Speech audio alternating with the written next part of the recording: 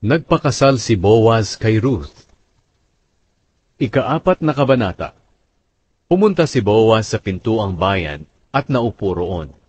Nang dumating ang sinasabi niyang mas malapit na kamag-anak ni Elimelech, sinabi ni Boaz sa kanya, "Kaibigan, halika't maupo ka."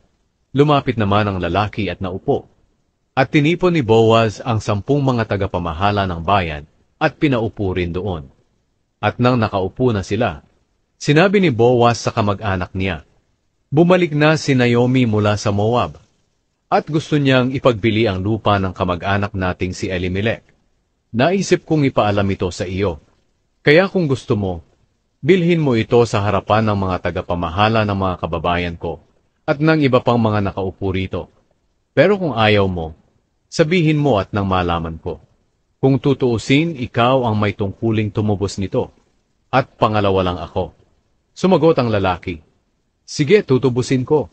Pero sinabi ni Boaz, "Sa araw na tubusin mo ang lupa kay Naomi, kailangang pakasalan mo si Ruth, ang Moabitang biyuda, para kapag nagkaanak kayo, mananatili ang lupa sa pamilya ng kamag-anak nating namatay." Nang marinig ito ng lalaki, sinabi niya, "Kung ganoon, hindi ko natutubusin ang lupa, dahil baka magkaproblema pa ako sa sarili kong lupa. Dahil pati ang magiging anak namin ni Ruth ay may bahagi na sa lupa ko. Ikaw na lang ang tumubos. Hindi ko kasi magagawa iyan."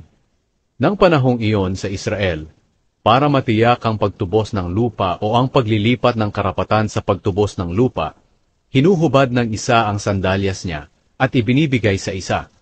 Ganito ang ginagawa noon sa Israel bilang katibayan ng kanilang transaksyon.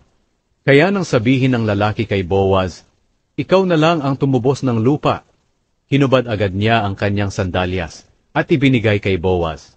Sinabi ni Boaz sa mga tagapamahala ng bayan at sa lahat ng tao roon, "Mga saksi kayo ngayong araw, nabibilhin ko na kay Naomi ang lahat ng lupain ni Elimelech, na minana ni Kilyon at Malon.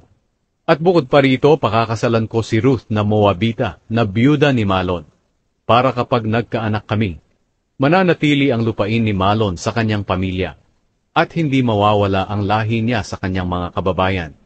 Saksi nga kayo sa araw na ito." Sumagot ang mga tagapamahala ng bayan at ang lahat ng tao roon sa pintuan, "Oo, mga saksi nga kami. Naway ang magiging asawa mo ay gawin ng Panginoon na katulad ni Raquel at Leah, na nagkaanak ng mga naging mamamayan ng Israel. Naway maging mayaman ka sa Ephrata at maging tanyag sa Bethlehem. Naway ang mga anak na ibibigay ng Panginoon sa iyo sa pamamagitan ng babaeng iyon ay magpatanyag sa pamilya mo, katulad ng pamilya ni Perez, ang anak ni Juda kay Tamar." Ang mga ninuno ni David. Kaya nagpakasal si Boaz kay Ruth, at niloob ng Panginoon na magdalang tao si Ruth, at manganak ng isang lalaki. Sinabi ng mga kababaihan kay Naomi, "Purihin ang Panginoon. Binigyan kanya ngayon ng apo na mag-aaruga sa iyo. Naway maging tanyag siya sa Israel. Palalakasin at aalagaan kanya kapag matanda ka na, dahil anak siya ng manugang mo na nagmamahal sa iyo ng higit pa sa pagmamahal ng 7 anak na lalaki." Palaging kinukuha ni Naomi ang bata at kinakalong, at siya ang nagbabantay nito. Sinabi ng mga babaeng kapitbahay ni Naomi, "May apong lalaki na si Naomi." Pinangalanan nila ang bata na Obed. At nang malaki na si Obed, nagkaanak siya na Jesse ang pangalan. At si Jesse ang naging ama ni David. Ito ang mga angkan ni Perez hanggang kay David. Si Perez ang ama ni Hezron. Si Hezron ang ama ni Ram. Si Ram ang ama ni Aminadab. Si Aminadab ang ama ni Nashon. Si Nashon ang ama ni Salmon. Si Salmon ang ama ni Boaz. Si Boaz ang ama ni Obed. Si Obed ang ama ni Jesse. At si Jesse ang ama ni David.